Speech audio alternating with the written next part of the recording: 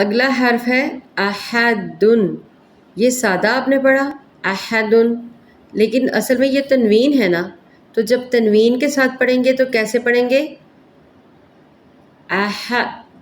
تنوین کے ساتھ آپ جانتے ہیں غنہ ہو جاتا ہے، دو زبر دو زیر، یہ تنوین ہے نا، تنوین کا فارمولا، اگر تنوین ہوگی تو تنوین کی صورت میں ہم اس کو پڑھیں گے احدن، غنہ کریں گے احدن، لیکن جب وقف کرنا ہوگا، ہم نے ٹھہرنا ہوگا، تو کیسے پڑھتے ہیں ہم؟ جیسے سورۃ اخلاص میں پڑھتے ہیں احد، احد، دال قلقلہ بھی ہوگا، احد، سمجھ آ گئی؟